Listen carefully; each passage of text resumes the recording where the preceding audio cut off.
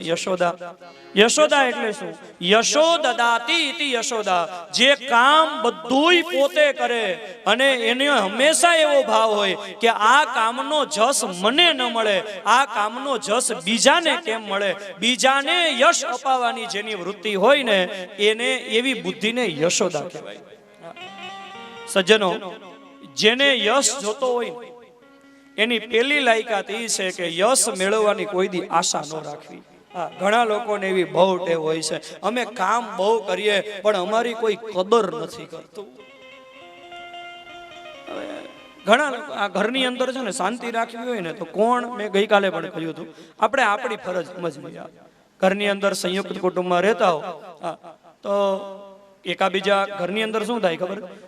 કામના ભાગ પાડી નાખે ને પછી શું થાય કે આ કામ હું નહીં કરું, આ કામ હું નહીં કરું, આ કામ હું નહીં કરું, એટલે થાય શું કે કામ જાજુ થઈ જાય અને વ્યક્તિઓ ઓછા થઈ જાય. પણ એક જ કામ હોય, બધા એમ કે આ કામ હું કરીશ, આ કામ હું કરીશ, તો એક કામમાં ઘણા બધા વ્યક્તિ સાથે જોડાઈ જાય તો કામ કેટલું જલ્દી પૂરું થઈ જાય. અને આપણે આપણું કામ કરીએ.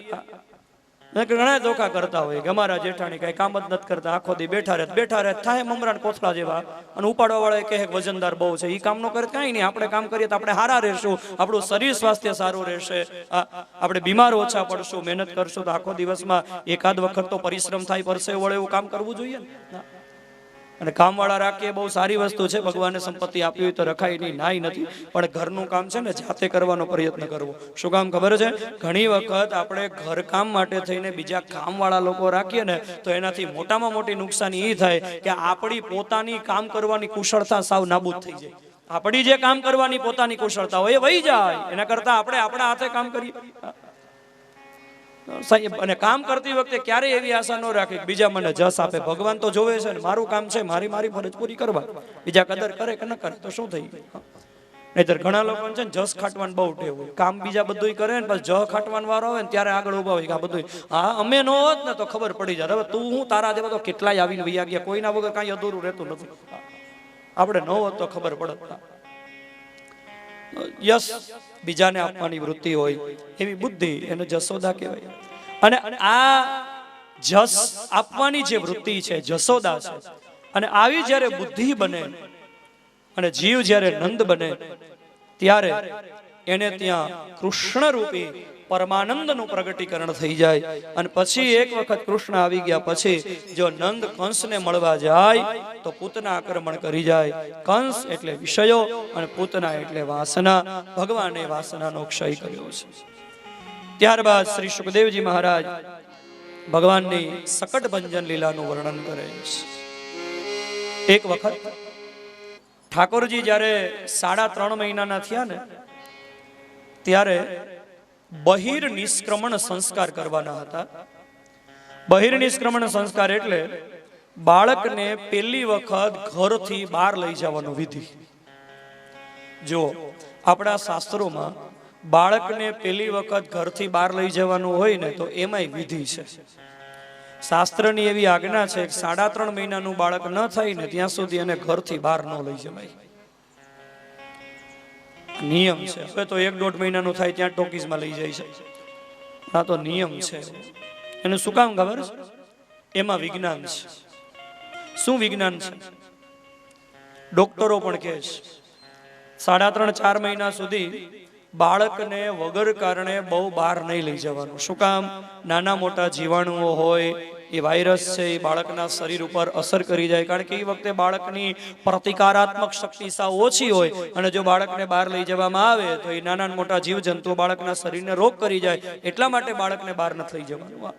આપણા ઋષિઓએ જે આજ્ઞા કરી છે ને એ બધી આજ્ઞામાં વિજ્ઞાન છે.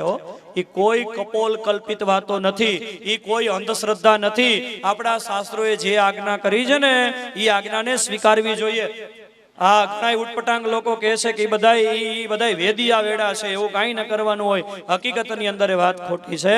આપણા શાસ્ત્રોએ જેટલી આજ્ઞા કરી છે બધી આજ્ઞામાં વિજ્ઞાન છે. પણ એ વખતનો સજ્જનો સમય એવો હતો કે લોકો વિજ્ઞાનમાં નહોતા માનતા, ધર્મને માનતા હતા. એટલે આપણા ઋષિ મહાત્માઓએ દરેક વૈજ્ઞાનિક વાતને ધર્મની સાથે વણીને આપણને આપી. અને દરેક વિજ્ઞાનની વાતોને આપણે સ્વીકારીએ એટલે વિજ્ઞાનને ધર્મની સાથે આપણા ઋષિ મહાત્માએ વણી દીધો છે. આપણા ઋષિઓની જો આજ્ઞા છે, ઘરના આંગણે તુલસીનો ક્યારો રાખો. શું કામ તુલસી રાખવાની? તુલસીની આપણે શું કામ પૂજા કરીએ છીએ? પીપળાની પૂજા કરીએ છીએ. ભાદરવા મહિનામાં આપણે કાગડાને વાસ નાખીએ છીએ, પીપળે પાણી રેડીએ છીએ. એ બધી વાતોમાં વિજ્ઞાન છે. બધી વાતોનો તો સમય નથી, પણ એક બે વાતો હું તમને સમજાવું. તુલસીનો ક્યારો ઘરમાં શું કામ રાખવાનો? એમાં વિજ્ઞાન છે. જો ઘરની અંદર તુલસીનો ક્યારો એટલા માટે રાખવાનો છે કે બધા વૃક્ષો છે ને, બધા વૃક્ષો એ આપણું શરીર છે ને, એને જીવવા માટે ઓક્સિજનની જરૂર છે. હવે આપણા શરીરની અંદર આપણે જ્યારે શ્વાસ લઈએ ત્યારે આપણું શરીર ઓક્સિજન અને કાર્બન ડાયોક્સાઇડ ઝેરી વાયુ બંને સાથે લે, શ્વાસ લઈએ ત્યારે.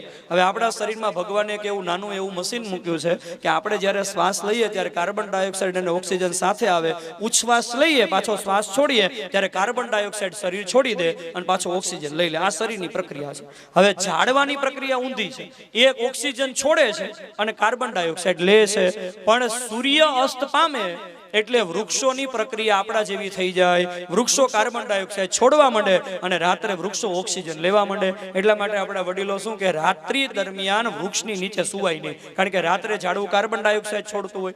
તો એ વખતે આપણું શરીર છે એને ઓક્સિજનની જરૂર છે. કાર્બન ડાયોક્સાઇડ એ રાત્રિના સમયે ઝાડવું છોડે તો આપણા શરીરમાં નુકસાન થાય. પણ તુલસી અને પીપળો એ બે ઝાડ એવા છે કે એ રાત્રે પણ ઓક્સિજન જ છોડે છે અને કાર્બન ડાયોક્સાઇડ જ લે છે.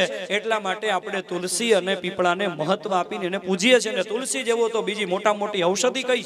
ગમે એટલી જૂની શરદી હોય, ગમે એટલી જૂની એલર્જી હોય, આયુર્વેદ એમ કહે છે કે રોજ 25 તુલસીના પાન મધની સાથે લેવામાં આવે તો ગમે એટલી જૂની શરદી મટી જાય છે. તો એ વિજ્ઞાન છે. ઘરની અંદર સાંજના સમયે ગાયના ઘીનો દીવો શું કામ કરવાનો? એમાંય વિજ્ઞાન છે. 1 ચમચી ગાયનું ઘી બળે ને, વિજ્ઞાન એમ કહે છે કે 1 ચમચી ગાયનું ચોખ્ખું ઘી બળે અને એનાથી જે ધુમાડો થાય એ ધુમાડાથી એક માણસને 24 કલાક સુધી મળે એટલો ઓક્સિજન ચોખ્ખો થાય છે. એટલા માટે ગાયના ઘીનો દીવો કરવાનો છે. પણ આપણે આપણા ઋષિ મહાત્માઓ યજ્ઞ કરતા ને યજ્ઞની અંદર હજારો મણ ઘી હોમી દેતા. એ શું કામ હતું? એનું કારણ હતું એનાથી આખું એક વરસાદનું વાતાવરણ ઊભું થતું. તો એની અંદર વિજ્ઞાન છે. પણ ખબર નહીં, આજથી વર્ષો પહેલા હરિદ્વારની અંદર ગાયત્રી પરિવારના આદ્ય સ્થાપક રામ શર્મા આચાર્યજી એને એક સહસ્ત્રકુંડી યજ્ઞ કરવો હતો. તો યજ્ઞની અંદર ઘણું બધું ઘી હોમવાનું હતું.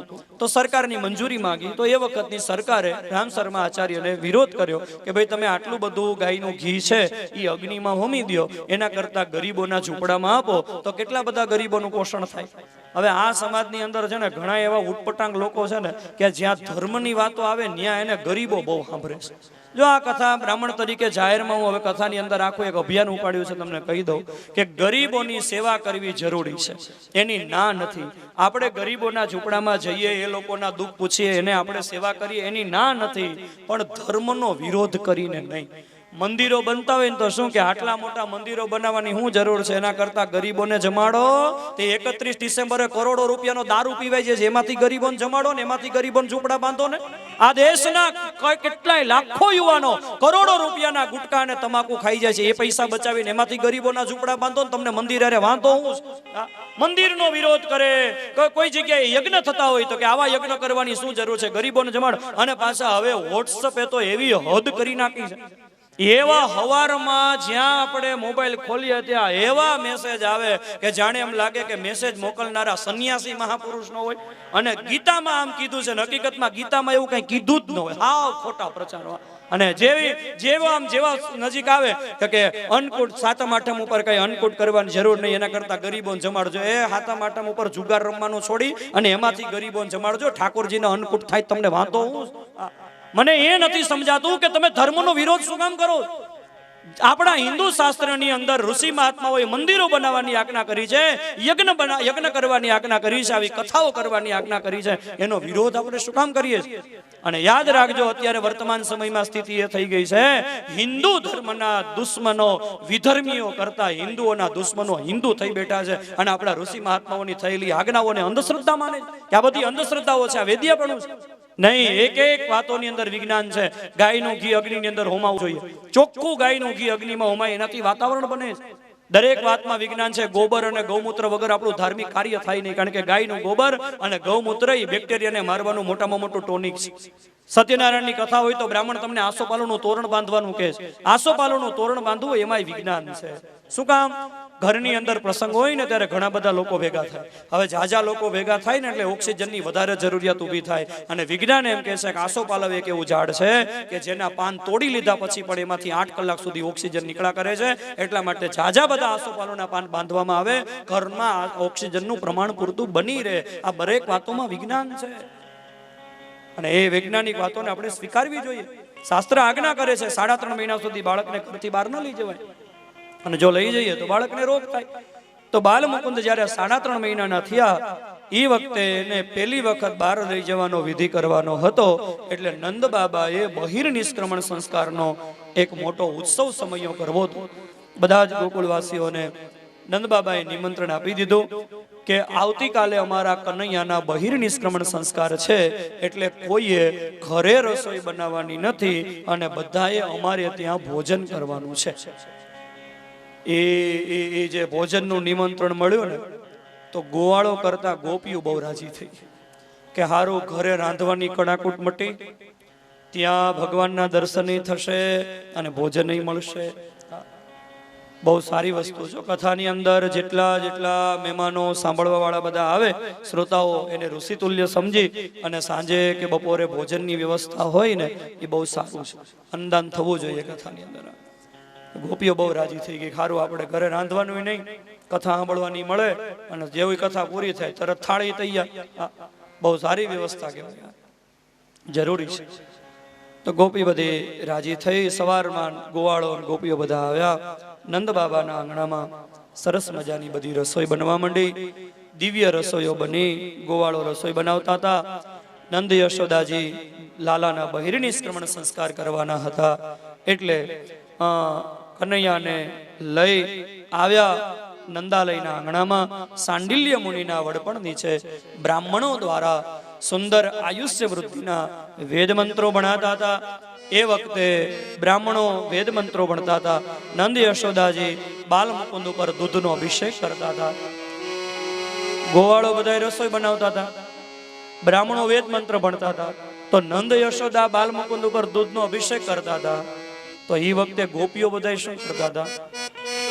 એ નાની મોટી ગોપી મળી મંગળ ગાવો રે, નાની મોટી ગોપી મળી મંગળ ગાવો રે, નાની મોટી ગોપી મળી મંગળ ગાવો રે.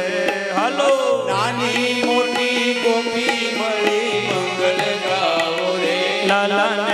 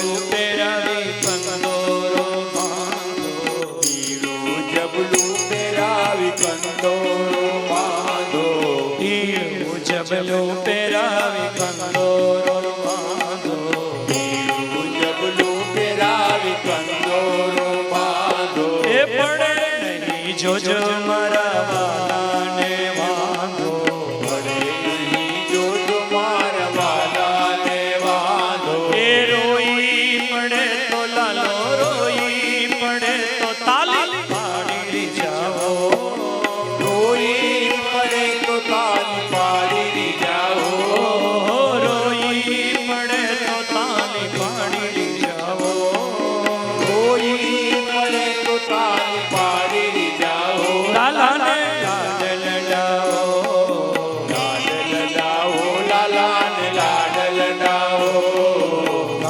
કઈ વાસળી આપો એના હાથમાં, નાનકડી વાસળી આપો એના હાથમાં.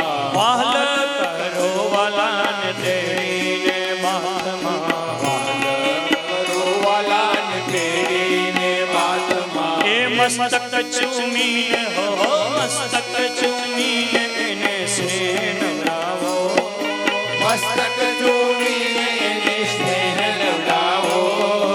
મસ્તક ચૂમીને એને સ્નેહ નવડાવો, મસ્તક ચૂમીને એને સ્નેહ લવડાવો. લાલાને લાલાને લાડ લડાવો, લાડ લડાવો, લાલાને લાડ લડાવો.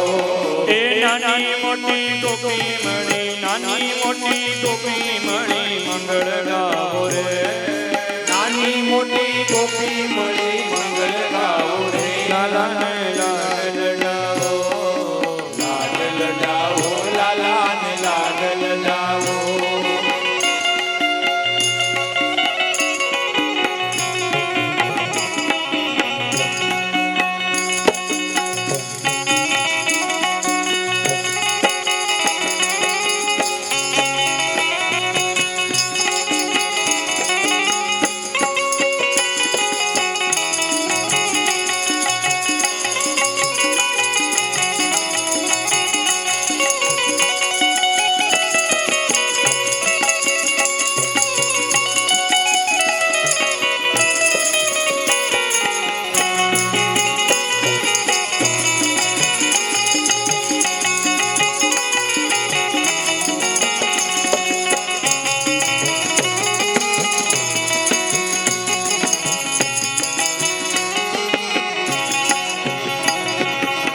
લાંબુ આયુષ્ય થવા આશીષ આપજો, લાંબુ આયુષ્ય થવા આશીષ આપજો.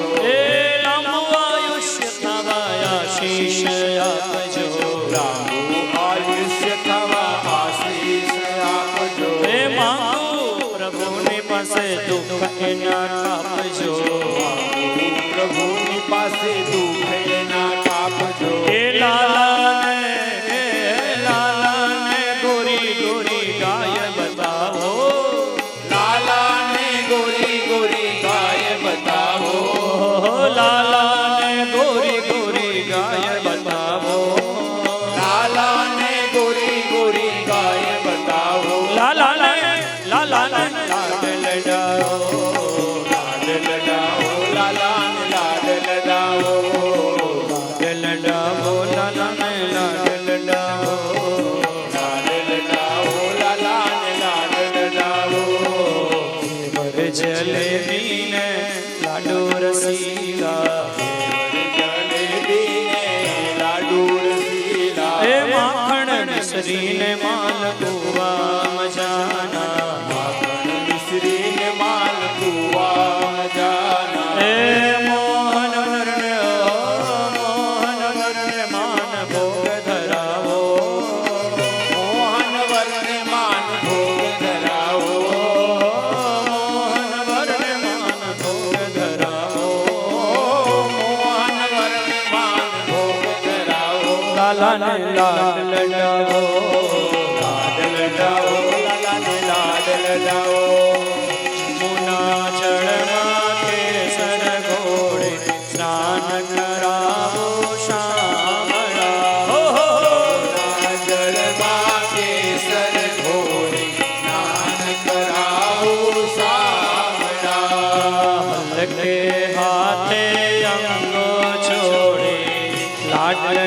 આવો શામળા હલકે હાથે અંગો જોડે લાડ લડાવો શામળા અંગોલુછી આવું વસ્ત્રો પીળું પીતાંબર યાર અંગોલુથી આવું વસ્ત્રો પીળું પીતાંબર પ્યારમાં તેલ સુગંધે નાખિયા તેલ સુગંધે નાખિયા વાકડિયા તેલ સુગંધે આખિયા વાકડિયા અમી ભરે નજરો રાખો મેવાડના અમી ભરે નજરો રાખો મેવાડના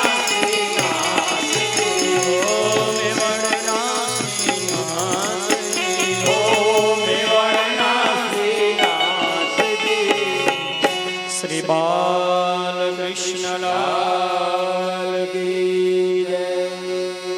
કનૈયાને સ્નાન કરાવવામાં આવ્યું, શ્રૃંગાર ધરાવવામાં આવ્યો. પછી તો બધા ગોવાળોએ ગોપીજનોએ બધાએ ભોજન લીધું. તો એ બધાએ ભોજન લે કમસે કમ આપણે ચા પાણી તો પી લઈ. એટલે 5 મિનિટનો નાનો એવો વિશ્રામ, ત્યારબાદ પુનઃ કથાના પ્રવાહમાં. એ દરમિયાન મહેમાનો વસુદેવ સુતં દેવમ કંસચાણૂરમર્દનમ દેવકી પરમાનંદમ કૃષ્ણં વંદે જગદ્ગુરું કૃષ્ણં વંદે જગદ્ગુરું. શ્રી ગોવર્ધનનાથ કી જય.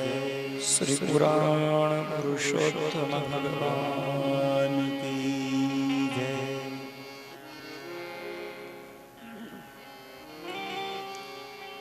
આવો કથાના પર્વમાં આગળ વધીએ.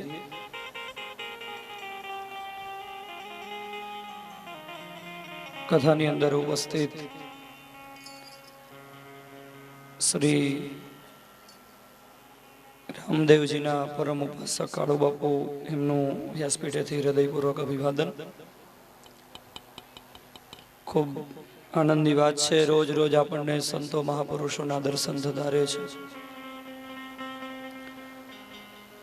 કથા ચાલતી હતી બહિર્નિષ્ક્રમણ સંસ્કારની. કનૈયાને સ્નાન કરાવવામાં આવ્યું.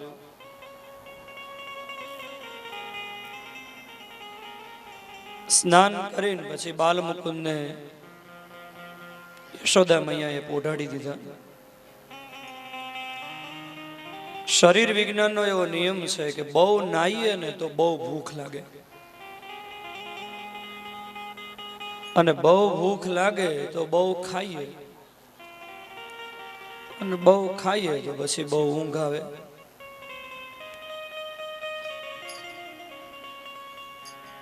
નહીતર આયુર્વેદ તો એમ કહે છે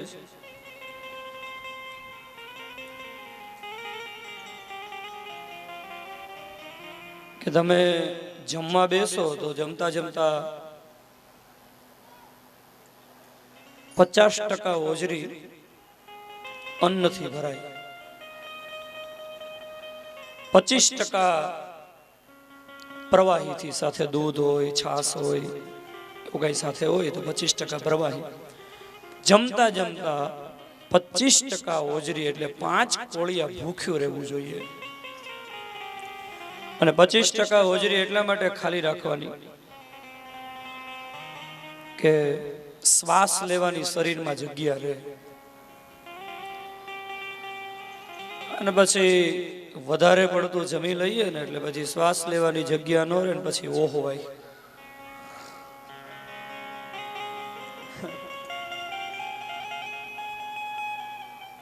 આ બધું એવું આખું ચક્કર થઈ ગયું છે, કઈ સમજાય નહીં એવું. જેની પાસે નથી એ ખાવા માટે દોડે છે, અને જેની પાસે છે એ પચાવવા માટે દોડે છે. બરમુડા પહેરી પહેરીને આમથી આમ.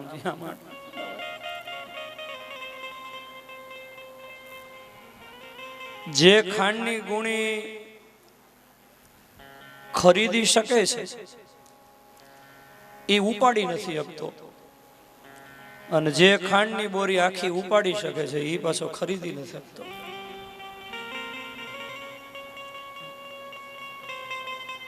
ઘણું એવું છે. એક જણાને બપોરનો સમય થાય એટલે વિચાર આવે છે કે શું કરીએ તો ભૂખ લાગે છે, તો બધું પણ ભૂખ નથી લાગતી. શું કરીએ તો ભૂખ લાગે, ને એકને વિચાર આવે છે ભૂખ તો લાગે છે પણ શું કરીએ. છે ગરીબોના કુબામાં તેલ ટીપું દોયલું, અને શ્રીમંતોની કબર ઉપર ઘીના દીવા થાય છે. મને એ જ સમજાતું નથી કે આવું શાને થાય છે. ફૂલડાઓ ડૂબી જતા અને ઓલા પથ્થરાઓ તરી જાય છે. 7 માળના બંગલામાં રહેવા વાળું કોઈ નથી, ને ઝૂંપડામાં 10-10 જણા ખતબદે છે.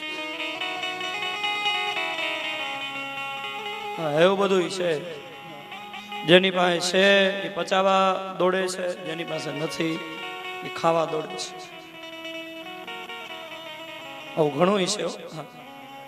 યાદ આવ્યું છે કહી દઉં કે પત્ની આખું ગોળ ચક્કર થઈ જશે, જોજો. પત્ની છે એ ઉંદરથી બીવે, ઉંદર બિલાડીથી બીવે, બિલાડી કૂતરાથી બીવે, કૂતરો પુરુષથી બીવે, અને પુરુષ પાછો ચક્કર થઈ ગયું ને આખું ગોળ પાછું આમ જોડાઈ ગયું. ઘણું છે. જેની પાસે સમય છે એની પાસે સમય જોવા ઘડિયાળ નથી, જેની પાસે ઘડિયાળ છે એની પાસે ટાઈમ જ નથી. એક સમય એવો હતો કે ઘડિયાળ કોઈની પાસે નહોતી, પણ સમય બધાયની પાસે હતો. અત્યારે ઘડિયાળ બધાયના કાંડે છે, સમય કોઈની પાસે નથી. તો વાત એ કહેતો હતો કે થોડુંક આમ જમતા જમતા માપ રાખીએ તો વાંધો ન આવે. યોગાચાર્ય રામદેવજી મારે તો એવું કહે છે કે માણસ બીમાર પડે અને પછી ડોક્ટર કહે એ પ્રમાણે પરેજી પાળવી દવા લેવી, એના કરતા પહેલેથી જ જો નિયમિત રહે ને તો દવા લેવી જ ન પડે. દવા લેવી પડે પછી નિયમિત રહેવું પડે. એના કરતા આયુર્વેદ એમ કહે છે કે જમ્યા પહેલા તમે જેટલું પાણી પીવો એ બધું અમૃત, પણ ભોજનાંતે વિષમવારી. જમતા પછી જેટલું પાણી પીવો એ બધું જ ઝેર. જમ્યા પછી કોઈ દિવસ 45 મિનિટ તો પાણી પીવાય જ નહીં. આ બધા જે રોગો આવે છે ને, પેટ બગડવાનું કારણ જ જમ્યા પછીનું જે પાણી પીવાય છે ને. શું કામ ખબર છે? ભગવદ્ ગીતામાં ભગવાને કહ્યું છે કે અહમ વૈશ્વાનરો ભૂત્વા પ્રાણીનામ દેહમાશ્રિત પ્રાણાપાન સમાયુક્તો પચામ્યન્નમ ચતુર્વિધમ. હું મનુષ્યના શરીરમાં વૈશ્વાનર નામનો અગ્નિ બની અને અન્નને પચાવું છું. તો આપણને જ્યારે ભૂખ લાગે ત્યારે આપણે શું કહીએ છીએ કે હવે તો પેટમાં અગ્નિ હાલી છે, હવે તો પેટમાં બહુ બળે છે. પેટમાં બળે છે, ભૂખ લાગે છે, ત્યારે શું કામ અગ્નિ થાય છે? સમય થઈ ગયો, હવે જલ્દી આમાં આહુતિ આપી દો. આપણે બીમાર પડીએ છીએ એનું કારણ શું છે ખબર? આપણે શરીર ઉપર એટલો બધો અત્યાચાર કરીએ છીએ કે જ્યારે ભૂખ લાગી હોય એ ટાઈમે જમતા નથી, પછી ભૂખ મરી ગઈ હોય તોય જમીએ, એટલે શરીર ઉપર અત્યાચાર. ભૂખ લાગે ત્યારે જમીએ નહીં એટલે એક અત્યાચાર, અને પછી ભૂખ મરી ગઈ હોય, ભૂખ ન હોય તોય જમવાનું. ઊંઘ આવે ત્યારે સુવાનું નહીં, અને પછી જ્યારે સૂવું હોય ત્યારે ઊંઘ ન આવતી હોય છતાંય જબરજસ્તી સુવાનું. આ શરીર ઉપરના જે અત્યાચાર છે એ શરીરને રોગિષ્ટ બનાવે છે. લય ખોરવાઈ જાય આખો શરીર. જમ્યા પછી પાણી પીવાય જ નહીં, 45 મિનિટ તો ન જ પીવાય. કારણ કે એ વખતે શું છે, આપણા શરીરમાં જે અગ્નિ આવી હોય ને એ અગ્નિ અન્નને પચાવવા માટેનો હોય. હોય. હવે એ અન્નને પચાવવા માટે અગ્નિ આવ્યો હોય, આપણે જમીએ એટલે અગ્નિમાં આહુતિ થાય, પછી જમી લઈએ એટલે એ અગ્નિ છે ને આપણા અન્નને પચાવવાનું કામ શરૂ કરે. જમ્યા પછી તરત આપણે ઘટક ઘટક ઘટક 2 ગ્લાસ પાણી પી જઈએ એટલે અગ્નિ બુજાઈ જાય, એટલે ખોરાક પચે નહીં, ખોરાક સડે. આપણને એમ લાગે પચી ગયો, એ સડેલો ખોરાક પછી નળીઓમાં જામે એટલે કોલેસ્ટ્રોલ જામી જાય, ડાયાબિટીસ થાય, હાઈ બ્લડ પ્રેશર થાય. આ બધા એના કારણો છે. અનિયમિતતા. તો નિયમ છે, બહુ નાહીએ એટલે બહુ ભૂખ લાગે, બહુ ભૂખ લાગે એટલે બહુ ખાઈએ તો બહુ ઊંઘ આવે. તો કનૈયાને યશોદાજીએ સ્તનપાન કરાવ્યું, ઠાકોરજીને ઊંઘ આવવા માંડી. યશોદાજીએ વિચાર કર્યો કે જો હું કનૈયાને અહીંયા સુવરાવીશ તો ગોપીઓ શાંતિથી સુવા નહીં દે. એટલે યશોદા મૈયાએ નંદાલયના આંગણામાં દહીં દૂધથી ભરેલું એક ગાડું હતું, એ ગાડાની નીચે જોડી બાંધી અને કનૈયાને સુવરાવી દીધો, એટલે શાંતિથી સૂતો રહે. યશોદાજી તો ઘરકામમાં ગૂંચવાયા પ્રસંગમાં, એને કઈ ખબર નહીં. એમાં આ ગાડાની અંદર કંસ દ્વારા મોકલાયેલો એક સકટાસુર નામનો દૈત્ય માયાવી સ્વરૂપ ધારણ કરીને આ ગાડામાં પ્રવેશ કરી ગયેલો. આ સકટાસુર છે એ પૂર્વ જન્મની અંદર હિરણાક્ષનો દીકરો હતો. ઉત્કચ એનું નામ હતું. લોમસ ઋષિના આશ્રમમાં એને વિઘ્ન કરેલો. એને લોમસ ઋષિના આશ્રમમાં વિઘ્ન કરેલું અને લોમસ ઋષિ એને અશરીરી થવાનો શ્રાપ દીધેલો કે તારે શરીર વગરનું બનીને ભટકવું પડશે અને જેની અંદર તું પ્રવેશ કરીશ એનું સ્વરૂપ તને પ્રાપ્ત થશે. એટલે અશરીરી બનેલો ઉત્કચ ગાડાની અંદર પ્રવેશ કરી ગયો. ગાડાને સંસ્કૃતમાં સકટ કહેવાય, એટલે એનું નામ થયું સકટાસુર. હવે આ સકટાસુર દૈત્ય કંસનો મોકલેલો, માયાવી સ્વરૂપ ધારણ કરીને રહી ગયેલો, કનૈયાને ગાડાની નીચે સુવડાવેલો. યશોદા મૈયાને કઈ ખબર નહીં. સકટાસુરે વિચાર કર્યો કનૈયાને મારવાનું કામ તો બહુ સહેલું થઈ ગયું, હવે હું માયા કરી અને ગાડાના પૈડા જમીનમાં ખૂંચાવી દઉં એટલે ગાડું અને જમીનની વચ્ચે કનૈયો દબાઈ જશે, મારું કામ થઈ જશે. આવા હેતુથી સકટાસુર દૈત્યએ માયા કરી, ગાડાના પૈડા એકદમ જમીનમાં ખૂંચવા માંડ્યા. બાલ મુકુંદ એકદમ જાગી ગયા. જાગી અને કનૈયો રડવા માંડ્યો. સ્વાભાવિક છે, 3-3.5 મહિનાનું બાળક ત્યારે તમે જોજો રડે ત્યારે એના પગ ઊંચા થાય. કનૈયાએ રડતા રડતા પગ કર્યા ઊંચા અને ચરણનો સ્પર્શ થયો ગાડાને અને એ જ વખતે ગાડું પડ્યું ઊંધું. સકટાસુર દૈત્ય મરાણો થયો. ભગવાનનો જય જયકાર. શ્રી વૃંદાવન વિહારી લાલ કી જય. સજ્જનો, સકટાસુરનું રહસ્ય શું છે? સકટાસુર એટલે શું? આપણે સકટ એટલે ગાડું થાય. આપણે જે ગૃહસ્થાશ્રમમાં રહીએ છીએ ને એ ગૃહસ્થાશ્રમ છે ને એ એક ગાડું છે. હવે આ ગાડાને ચલાવવાના 2 પૈડા છે, પતિ પત્ની બંને સાથે મળી અને ગૃહસ્થાશ્રમ ચલાવવાનો. પણ એમનેમ તો ગાડું ન ચાલે, એટલે ગાડાને 2 બળદ જોડવા પડે. એક બળદનું નામ છે વ્યવહાર અને બીજા બળદનું નામ છે પરમાર્થ. વ્યવહાર પણ કરવાનો અને પરમાર્થ પણ કરવાનો. પરમાર્થ એટલે આત્માના કલ્યાણનું સાધન. હવે વ્યવહાર અને પરમાર્થ બંને સાથે કરવાના અને ગાડું ચલાવવાનું. પણ ધ્યાન એ રાખવાનું કે ગાડાની નીચે ભગવાન નહીં રાખવાના, નહીતર ગાડું ઊંધું પડી જાય. ગાડાની ઉપર ભગવાન રાખવા જોઈએ. ગાડાની ઉપર ભગવાન એટલે શું? મારા જીવનમાં પૈસા જરૂરી છે પણ એ જીવવા માટે જરૂરી છે, પણ પૈસા માટે જ હું જીવું છું. આ જે વિચારધારા છે એ ગાડાની નીચે ભગવાન થયા કે મારા માટે પૈસા મહત્વના છે, ભગવાન નહીં. તો ગાડું ઊંધું પડતા વાર નહીં લાગે. પણ ભગવાનનું ભજન કરતા કરતા, સર્વકાલ ભગવાનનું સ્મરણ કરતા કરતા મને જે કાંઈ મળશે એ ભગવાનનો પ્રસાદ છે. પણ મારા માટે મહત્વનું તો મારું જીવનનું સાચું સાધન તો ઈશ્વર તરફ મારે જવાનું છે, એ મારા સાધ્ય છે. આ જે વિચારધારા છે એ ગાડાની ઉપર ભગવાન થયા તો ગાડું બરાબર ચાલી જશે. જીવનમાં મુખ્યતા પૈસાની નથી, મુખ્યતા પરમાત્માની છે. અને યાદ રાખજો, આ જગતમાં સંસારની એક પણ વસ્તુ પ્રારબ્ધ વગર મળતી નથી. પ્રારબ્ધ એટલે ગયા જન્મનું પુણ્ય. પ્રારબ્ધ વગર પૈસો મળે જ નહીં. અને યાદ રાખજો, તમે અને હું જેટલા પૈસા પ્રારબ્ધમાં લખાવીને આવ્યા છીએ એ પૈસામાંથી એક પણ પૈસો ઓછો આપણને નહીં મળે, એક પૈસો વધારે આપણને નહીં મળે. કારણ કે જેટલું પ્રારબ્ધમાં લખેલું છે ને એ મળવાનું મળવાનું મળવાનું. કથા સાંભળો છો તમે, પ્રયોગ કરી જોજો. જેટલું ભાગ્યમાં લખેલું હશે ને એટલું મળે. અને શાસ્ત્રકારો તો ત્યાં સુધી કહે છે જે પૈસો તમારા ભાગ્યમાં લખ્યો છે એ પૈસાને તમારી પાસે આવતા અટકાવવા માટે બ્રહ્માની પણ તાકાત નથી કે તમારા ભાગ્યમાં લખેલો પૈસો તમારી પાસે આવતો અટકાવી શકે. દેવોપિતમ લંઘયિતુમ ન શક્તમ તસ્માન ન શોચામિ ન વિસ્મયો મે. જે પૈસા તમારા ભાગ્યમાં હશે એ તમને મળવાના જ. એની ચિંતા નહીં કરવાની, મહેનત કરવાની, દોડવાનું એ જરૂરી છે, પણ ચિંતા નહીં કરવાની આનાથી મને કેટલા પૈસા મળશે, શું થશે.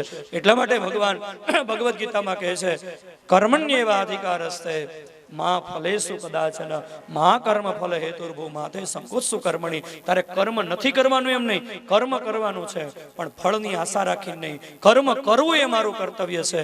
પ્રારબ્ધ બનશે, ઈશ્વર ફળ તો અવશ્ય આપશે, અને જે પ્રારબ્ધમાં હોય ની મળે છે. અને કોઈ એમ કહેતું હોય કે પૈસો મહેનત કરવાથી મળે તો આપણે ચર્ચા કરવા તૈયાર છે. મહેનત કરવાથી પૈસો મળે જ નહીં.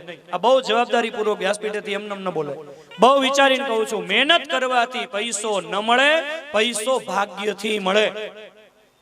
તમે એમ કહેશો કે ના ભાગ્યને એવું કાંઈ ન હોય, મહેનત કરીએ તો પૈસા મળે, તો હવે તમે મને એ કહો કે મહેનત કરવાથી જ જો પૈસો મળતો હોય, એટલે એનો અર્થ એવો ન કરતા મહેનત કરવાની જરૂર નથી, પણ તમે ગમે એટલી મહેનત કરો પણ જો તમારું પ્રારબ્ધ જ ન હોય તો ગમે એટલી મહેનત કરો તો પૈસા ન મળે. જો વધારે મહેનત કરવાથી પૈસો મળતો હોય તો મેં એવા લોકો જોયા છે કે જેને ચેકમાં સહી કરતા નથી આવડતી, અંગૂઠો મારે છે અને છતાંય કરોડો રૂપિયાના વ્યવહાર કરે છે, અને એની ફેક્ટરીમાં MBA અને BBA થયેલા વિદ્યાર્થીઓ નોકરી માટે થઈને જાય છે. મહેનત કરવાથી જો પૈસો મળતો હોય તો ભણ્યો છે ઓલો વધારે, એને મહેનત વધારે કરી તો એને પૈસા વધારે મળવા જોઈએ. અને ઓલાને ફેક્ટરીમાં તમે જુઓ તો કરોડો રૂપિયા મળતા હોય, ઓલાને 15-20 હજાર રૂપિયા પગાર મળતો હોય. મહેનત કરવાથી પૈસો મળતો હોય તો મોટો બિલ્ડર હોય, એ એપાર્ટમેન્ટ બનાવતો હોય તો એ એપાર્ટમેન્ટ બનાવે તો એમાં સાચું કેજો મહેનત બિલ્ડરની વધારે હોય કે ઓલા મજૂરની મહેનત વધારે હોય? કે જે એપાર્ટમેન્ટ બનાવતો વખતે જે મજૂર હોય એ કાકરીના રેતીના તગારા ઉપર લઈ જાય, નીચે લઈ જાય, ઉપર લઈ જાય, નીચે લઈ જાય, મહેનત તો એની વધારે હોય ને. તો સાચું કેજો એપાર્ટમેન્ટ પૂરો થાય ત્યારે પૈસા કોને વધારે મળે? બિલ્ડરને મળે ને. તો મહેનત કરવાથી પૈસો મળતો હોય તો ઓલા મજૂરને વધારે ન મળવો જોઈએ, મહેનત તો એની વધારે. ઓલો તો કાચની ઓફિસમાં બેઠો બેઠો ખાલી સહી જ કરે છે. શું કામ? મહેનત મજૂર વધારે કરે છે પણ એની મહેનતને પ્રારબ્ધનું બેકિંગ નથી ને, એટલે વધારે મહેનત કરવા છતાંય પૈસો નથી મળતો. ઓલો બિલ્ડર મહેનત ઓછી કરે છે પણ એનું ગત જન્મનું પ્રારબ્ધ છે ને, એટલે ઓછી મહેનતે પણ એને પૈસો વધારે મળે છે. એ વસ્તુ જ સાબિત કરી દે છે કે પૈસો પ્રારબ્ધથી મળે છે, પૈસો માત્ર મહેનતથી નથી મળતો. અને જીવનમાં કોઈ દિવસ પૈસાને મુખ્યતા આપતા નહીં. જે ખાવું જરૂરી છે, જરૂરી એની ના નથી, પણ ખાવું એ જરૂરી છે. શેના માટે? જીવવા માટે ખાવું જરૂરી છે, પણ જાણે ખાવા માટે થઈને જીવતા હોય એ જીવન નકામું છે. કમાવું જરૂરી છે જીવનમાં, બરાબર છે, એની કોઈ ના નથી, પણ કમાવું જરૂરી છે જીવવા માટે.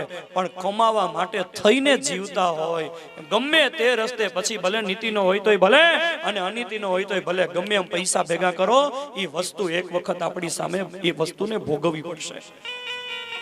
નહીં, પૈસાની મુખ્યતા નથી મારા જીવનમાં, મુખ્યતા મારા ભગવાનની છે.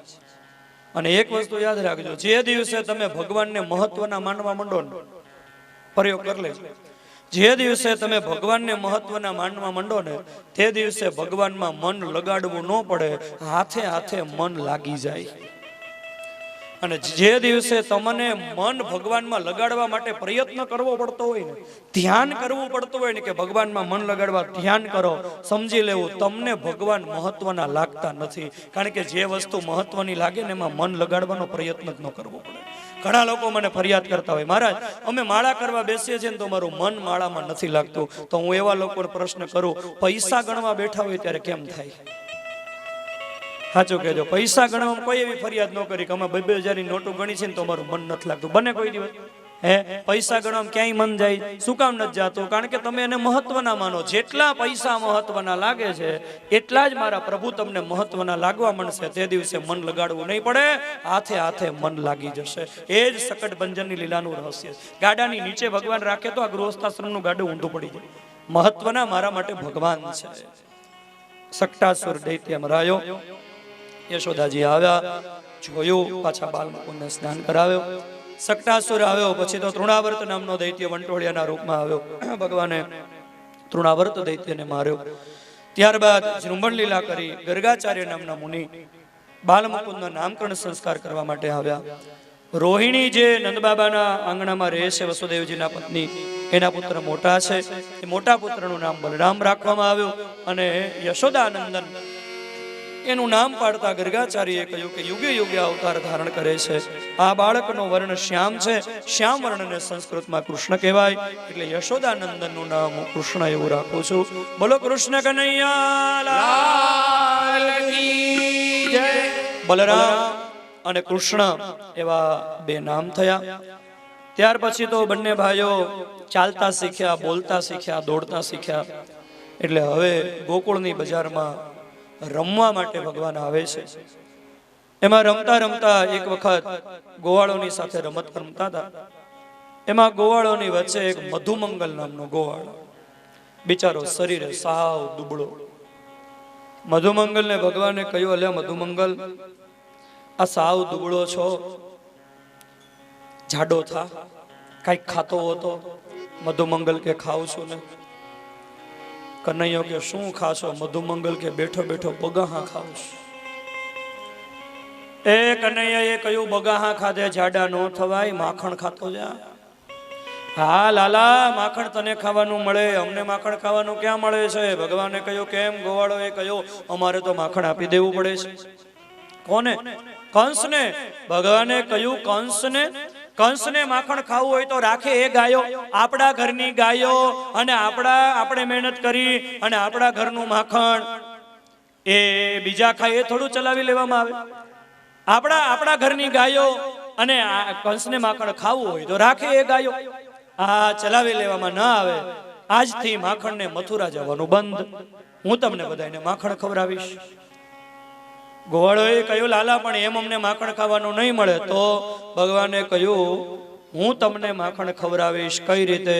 મિત્રો, આપણા અધિકારની વસ્તુ આપણને માગવા છતાં ન મળતી હોય ને તો ઝૂંટવી લેવામાં પાપ નહીં, ચોરી કરીને. ગોવાળોએ કહ્યું, ના લાલા, ચોરી કરવી તો પાપ કહેવાય, ચોરી કરતા પકડાઈ જઈએ તો સજા થાય. કનૈયાએ કહ્યું, જો આપણે બધા ચોરી કરશું, પણ હું તમને જે મંત્ર આપું ને એ મંત્ર બોલતા બોલતા ચોરી કરવા જાય ને એ ક્યારેય ન પકડાય. કનૈયો ગોવાળોને ચોરી કરવાનો મંત્ર શીખવાડે છે. કફલમ કફલમ કફલમ કફલમ કફલમ કફલમ કફલમ, આવું બોલતા બોલતા જાય ને ચોરી કરતા ક્યારેય ન પકડાય. એટલે તમે આ પ્રયોગ ન કરતા. આ દ્વાપર યુગની વાત છે. નહીતર કથા પૂરી થઈને હારા ચંપલ પાડે તો કે કફલમ કફલમ કફલમ. ઘણી જગ્યાએ કથામાં જાય ને તો કોઈક ચંપલ ગોતતા હોય ને તો હું તો પૂછું, ગોતો છો પસંદ કરો છો? ઘણા ચંપલ ગોતતા હોય ને આપણને એમ લાગે ગોતે, પણ હકીકતમાં પસંદ કરતા કે આપણા માપનામાં ક્યાં છે. હા, તો તમે કોઈને કહેતા નહીં. હું તો જ્યાં બાર ગામ જાઉં ને, તીર્થયાત્રામાં પ્રસંગોમાં જાઉં ને, જાજા ચંપલ હોય ને, મારી એક ટેવ, હું બે ચંપલ હારે કાઢું ને, એક ચંપલ આમ કાઢું ને એક આમ કાઢું. કોઈ દી કોઈ લઈ જ નથી. આપણા ચંપલ કોઈ દી ગયા દાખલા નથી. ચંપલ એક આ બાજુ કાઢે ને બે ચંપલ ભેગા હોય કોઈ લઈ જાય ને, એક ચંપલ આ બાજુ રાખવાનું, એક આમ રાખવાનું. એટલે જો કે અમે ચંપલ જ એવા પહેરીને કે લગભગ કોઈને સૂટ જ નથી. જે ચંપલ પહેરો એ ચંપલ તો કોઈ પહેરી જ નહીં, કારણ કે હાલવું જ ન ફાવે. સૂટ નથી થતા કોઈને. ઘણા પ્રયોગ કરે છે. એટલે કફલમ કફલમ બોલતા જાય એ કોઈ દી ચોરી કરતા ન પકડાય. તાત્કાલિક એક મંડળની સ્થાપના થઈ. મંડળને નામ આપવામાં આવ્યું બાલ ગોપાલ ચૌર્ય વિદ્યા પ્રસારણ મંડળ. અને આ બાલ ગોપાલ ચૌર્ય વિદ્યા પ્રસારણ મંડળનો કનૈયો કે હું પ્રમુખ અને તમે બધા સભ્યો થઈ શરૂઆત. અને આખા ગોકુળમાં ધમાલ મચી ગઈ. માખણની ચોરી કરવા જાય, ગોવાળો માખણ ખાય, વાંદરાઓને કૂતરાઓને ખવડાવે, પછી માખણ વધે માટલા ફોડીને બધા ભાગી જાય. એમાં એક વખત ગોપીજનોએ છુપાઈને જોયું કે આ ચોરી કરે છે કોણ, તો ખબર પડી કે ઓહ, આ તો નંદનો છૈયો ચોરી કરવા આવે. ગોવાળો વગેરે ગોપીઓના મનમાં ચિંતા થઈ કે આ સામાન્ય વ્યક્તિ કોઈ ચોરી કરે તો એની ફરિયાદ રાજાને કરીએ. પણ હવે રાજાનો કુંવર ચોરી કરવા આવતો હોય તો આપણે ફરિયાદ કરવી કોને? એટલે ગોપીજનો એક દિવસ વહેલી સવારમાં નંદાલયમાં આવી અને યશોદા મૈયાને કનૈયાની ફરિયાદ કરે છે.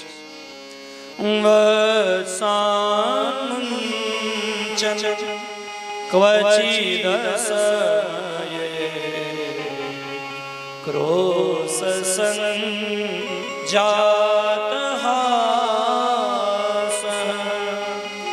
સ્થેયં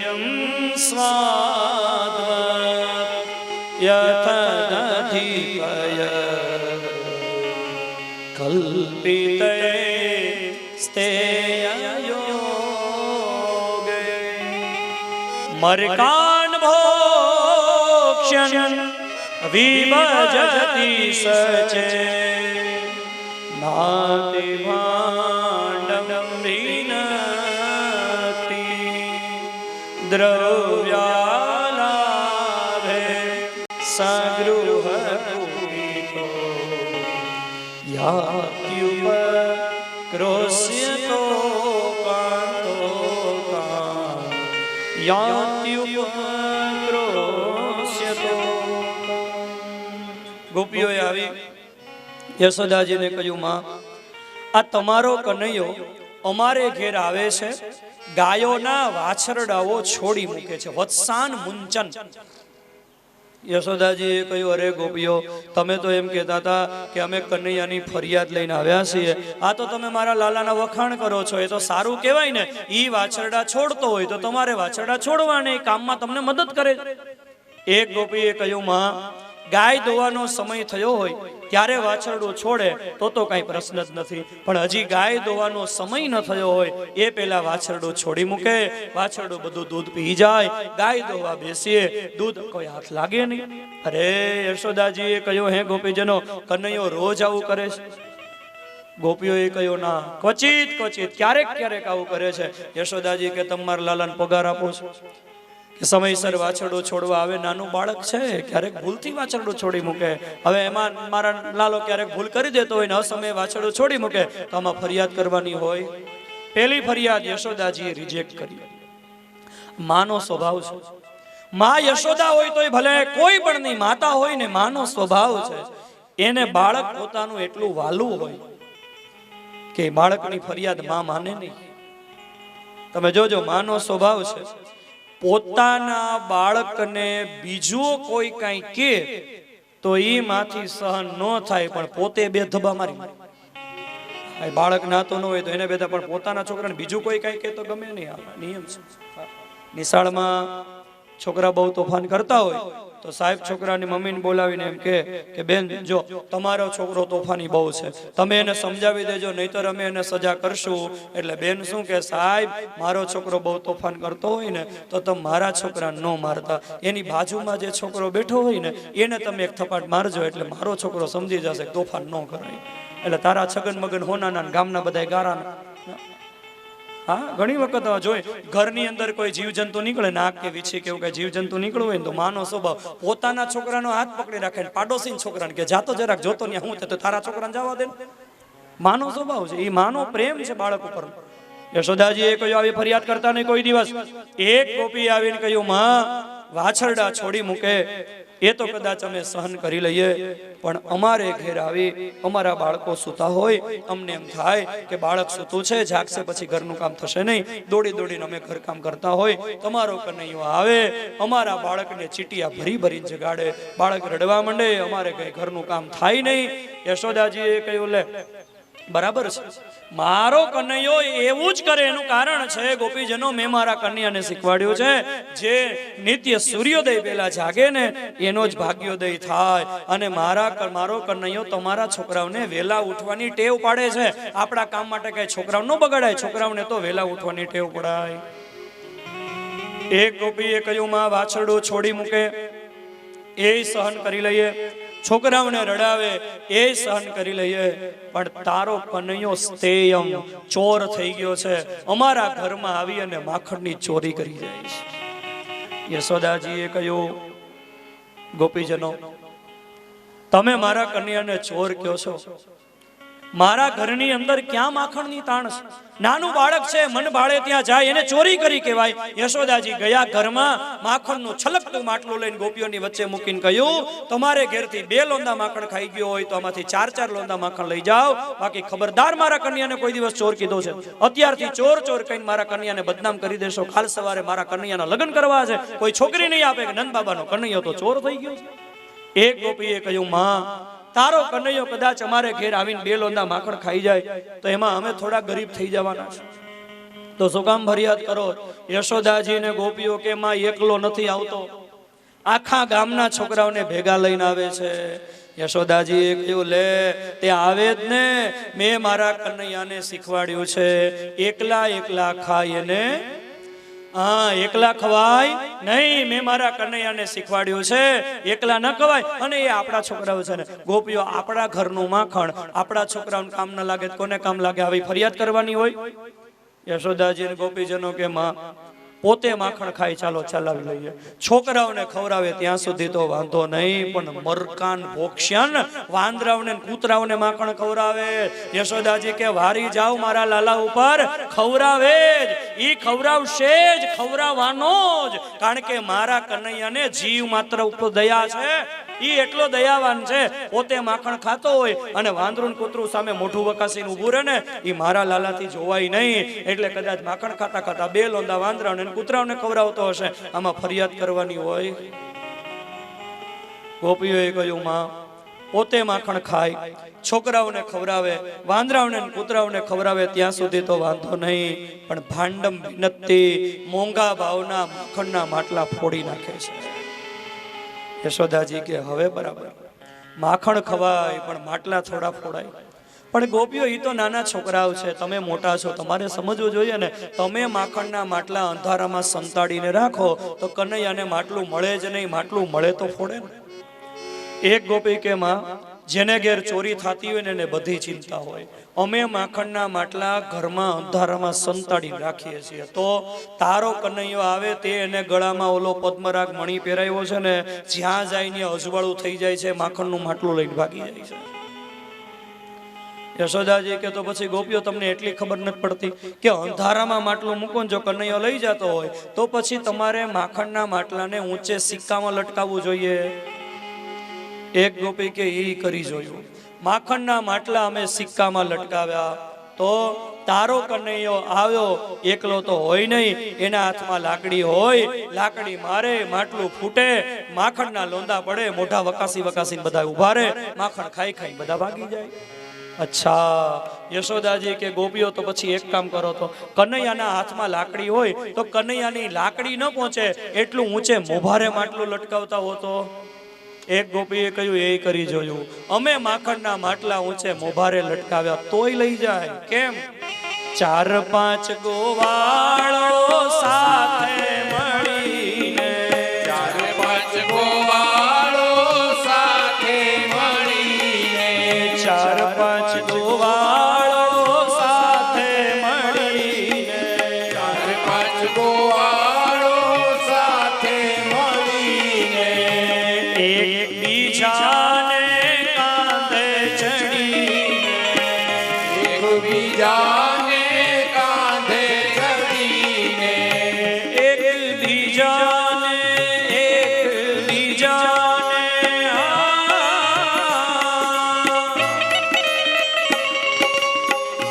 એકબીજાને કાંધે ચડીને, એકબીજાને કાંધે ચડીને, અરે મટુકીમાં, ઓ મટુકીમાં મોરલી મારે તારો શ્યામ શ્યામ આવીને મારી મટુકી ફોડે, અરે રે શ્યામ આવીને મારી મટુકી ફોડે. મટુકીમાં મોરલી મારે મારો શ્યામ શ્યામ આવીને મારી મટુકી ફોડે, અરે રે શ્યામ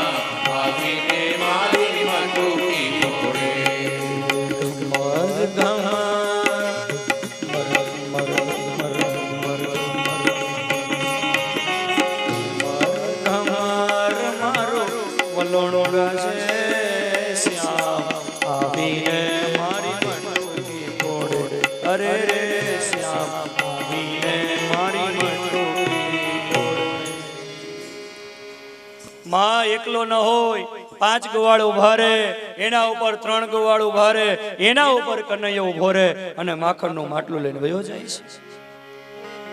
યશોદાજી કે હે ગોપીજનો, તમને મોભારે માટલા લટકાવો અને છતાંય કનૈયો લઈ જતો હોય તો પછી એક કામ કરો, તો તમે છે ને માખણના માટલા તમારા પિયર મૂકી આવતા જાઓ. એક ગોપીએ કહ્યું, માં જેને ઘેર ચોરી થતી હોય ને એને બધી ચિંતા હોય, અમે માખણના માટલા અમારા પિયર મૂકી આવ્યા, તો તારો કનૈયો આવ્યો, માટલું મળ્યું નહીં, છોકરું સૂતું તું એને રડાવે, છોકરો રોવે એટલે કે રો રો એટલે તારી માં થોડીક ડાઈ થાય. યશોદાજી કે માટલું મૂકી આવો અને કનૈયો છોકરાઓને રડાવતો હોય તો પછી એક કામ કરો તો ગોપીજનો, તમે માટલું તો પિયર મૂકવા જાતા જ હો, ભેગા ભેગા છોકરાઓને લઈ જવા, એને મામાને ઘેર આટો મરાઈ જાય, મામાનું ઘર કેટલે દીવો બળે એટલે. તો યશોદાજી એને ગોપીજનોએ કહ્યું, માં તારા એક કનૈયા માટે થઈને આખા ગામના છોકરાઓને બહાર મૂકી આવવા એના કરતા તારા એક લાલાને સમજાવી દે ને. યશોદાજી કે ગોપીઓ તમે કહો છો તો હું કનૈયાને ઠપકો તો આપું, સજાઈ કરું, પણ જ્યાં સુધી હું મારી આંખે ન જોઉં કે ચોરી કરે છે ત્યાં સુધી મારે કેમ માનવું? હું અનુમાન પ્રમાણમાં માનતી જ નથી, હું પ્રત્યક્ષ પ્રમાણમાં માનું છું. તો એ ગોપીજનોએ કહ્યું, તો પછી યશોદાજીએ કહ્યું કે એક વખત કનૈયાના હાથ અને મોઢું માખણ વાળો હોય અને રંગે હાથ ઝડપીને લઈ આવો તો માનો મારો કનૈયો ચોરી કરે છે. અને વ્રજની ગોપીઓએ નક્કી કર્યું. એક ગોપીએ તાત્કાલિક મંડળની સ્થાપના કરી, મંડળને નામ આપવામાં આવ્યું વ્રજ ગોપી મહિલા મંડળ. અને આ મહિલા મંડળે નક્કી કર્યું ગમે તે રીતે કનૈયાને પકડી લેવો. ઈ મંડળમાં એક ગોપીને આ મહિલા મંડળની પરમ મૂર્ખ બનાવવામાં આવી. સમજાય છે? પ્રમુખ. અને ઈ ગોપી પ્રમુખ બની અને એને જાહેરાત કરી દીધી, 1 મહિના સુધીનો સમય, 1 મહિનામાં કોઈ ગમે તે રીતે કનૈયાને પકડી લેવાનો અને 1 મહિના પછી યમુના મૈયાના કિનારે મીટિંગ ભરવાની, ન્યા બધાએ રિપોર્ટ આપવાના. તાત્કાલિક થયું નક્કી, કનૈયો ચોરી કરવા જાય, ગોપીઓ પકડવાનો પ્રયત્ન કરે, કનૈયો પકડાય નહીં. આમ કરતા કરતા 1 મહિનો થઈ ગયો અને બધા યમુના કિનારે થયા ભેગા. એમાં બધી ગોપીઓ જે કઈ ઘટના બની હતી એની વાતો કરે. એક ગોપીએ ઊભા થઈ કહ્યું, સખી મેં કનૈયાને પકડી લીધો. બધી ગોપીઓ તાલીઓ પાડવા માંડી, બહુ સારું કર્યું, કનૈયાને પકડી લીધો, શું થયું વાત તો કર. એટલે ગોપીએ માંડીને વાત કરી, કનૈયો મારે ઘેર ચોરી કરવા આવવાનો હતો, મને ખબર હતી, ઘરનો દરવાજો ખુલ્લો રાખ્યો, દરવાજા પાછળ હાથમાં લાકડી લઈને સંતાઈને ઊભી રહી, કનૈયો એના મિત્રો સાથે આવ્યો, મેં કનૈયાને પકડી લીધો. બધી ગોપીઓ રાજી થઈ ગઈ. પછી મેં એક મોટું દોરડું અને કનૈયાને દહીં વલોવાના રવૈયા સાથે બાંધી દીધો. કયું આમ નમ બંધાયેલો રહેજે, હમણાં યશોદા મૈયાને બોલાવી લાવું. બધી ગોપીઓ રાજી થઈ ગઈ. વાહ વાહ. પછી તો હું યશોદા મૈયાને બોલાવા જતી હતી, ત્યાં તો કનૈયો મોટે મોટે રડવા માંડ્યો. તો મને વિચાર આવ્યો, કરે રે લાલાને શું થતું હશે. મેં જઈને કહ્યું, લાલા તને શું થાય છે? તો કનૈયો રડતો રડતો કે કાકી આટલું બધું કઠણ દોરડું બાંધી દીધું, આ મારા હાથ બહુ દુખવા માંડ્યા છે. તો મને લાલા ઉપર દયા આવી. કનૈયાને મેં કહ્યું, કનૈયા તો મારે દોરડું કઈ રીતે બાંધવું? કનૈયાએ કહ્યું, લ્યો કાકી જો હું તમને શીખવાડું. કનૈયાને મેં છોડ્યો. કનૈયો મને કે કાકી જો દોરડાને પેલા આમ વીંટવાનું, તમે અહીંયા ઉભા રહ્યો. તો હું તો ઊભી રહી, મને એમ કે દોરડું બાંધતા શીખવે છે. એ શીખવતા ગોપી કે કનૈયાએ મને બાંધી દીધી. અરે મેં કનૈયાને કહ્યું, લાલા મને છોડ. તો કનૈયાએ કીધું, કાકી હજી મારી માએ મને ગાંઠ બાંધતા શીખવાડી છે, છોડતા શીખવાડી જ નથી. આમ કહીને ભાગી ગયો. સાંજ પડી, ગોવાળ આવ્યા, ત્યારે ખબર પડી કે રવૈયા સાથે બંધાયેલી હતી. જે ગોપીઓ જેની સાથે જે ઘટના બની હતી બધી ગોપીઓ બધી વાતો કરે છે. એમાં એક ગોપી એને કહ્યું, નંદના છૈયાએ તો હદ કરી નાખી. શું? કે હું લલિતા સખી બંને બેઠા વાતો કરતા હતા.